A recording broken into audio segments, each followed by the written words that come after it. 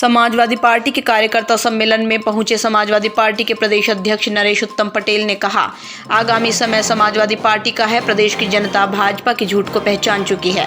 प्रदेश की जनता भाजपा के बहकावे में नहीं आएगी। उन्होंने कहा, जल्द ही सपा रालोद के गठबंधन की घोषणा होने जा रही है, जो प्रदेश में एक नई क्रांति लाएगी।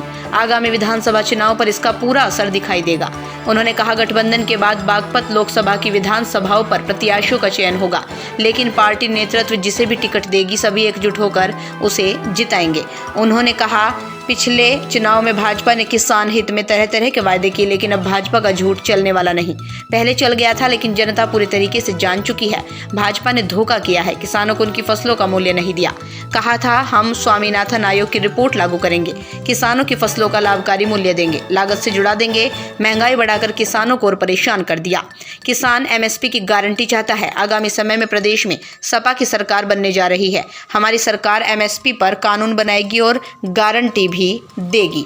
राजीव शर्मा, बागपत। हमारा गठबंधन होगा। पहला सवाल मेरा यह है कि कितने दल गठबंधन में आ रहे हैं। दूसरा सवाल, गठबंधन में जब आप सीटें बांटेंगे तो पूरे उत्तर प्रदेश में कितने सीटों पर समाजवादी पार्टी खुद चुनाव लड़ने जा रही है। और तीसरा मेरा सवाल वेस्ट यूपी में खास तौर से मेरठ मंडल को लेकर के है।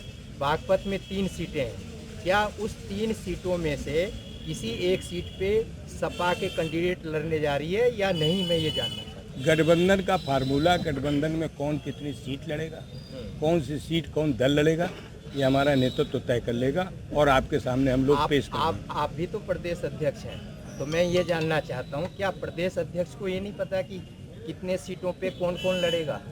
हमें जो भी केवल राष्ट्रीय अध्यक्ष ही बताएंगे इस चीज़ को? केंद्रीय नेतृत्व हमारा तय करता है गठबंधन, और गठबंधन में किसको कितनी सीट मिली है केंद्रीय नेतृत्व तय करता है। तो अभी कोई तय नहीं है कि जैसे मान लिया यहाँ पर रालोद का गढ़ माना जा रहा है, तो क्या एक मैं प्रदेश अध्यक्ष से सवाल पूछ रहा हूँ कि रालोद को कितने सीटें आ रही है, कितने दे रहे हैं आप?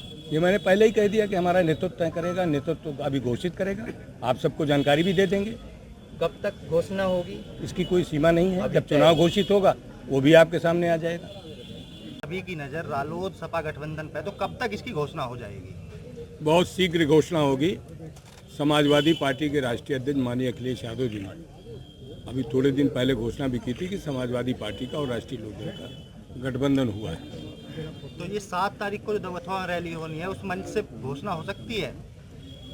7 तारीख को किसानों नौजवानों की परेशानी को लेकर के बहुत बड़ी रैली हो रही है दवथुआ में, और घोषणा करना समाजवादी पार्टी का और राष्ट्रीय लोकदल के राष्ट्रीय नेतृत्व का काम है। और हम संभावनाओं पर बात नहीं करते हैं, कि हमारे नेता दोनों तय कर लेंगे कब हमको क्या घोषणा करनी है। अच्छा, सीटों को लेकर कुछ खींचतान चल रही थी, क्या वो निपट गया? और बागपत की सीटें किसके खाते में जाएंगी? किसी तरीके की कोई समाजवादी पार्टी और राष्ट्रीय लोकदल के बीच में किसी तरह खींचतान नहीं है, और दोनों दल बल्कि और भी छोटे छोटे दल समाजवादी पार्टी के साथ हैं। सब लोग मिलकर के पूरे प्रदेश में चुनाव लड़ेंगे और प्रदेश में परिवर्तन होगा।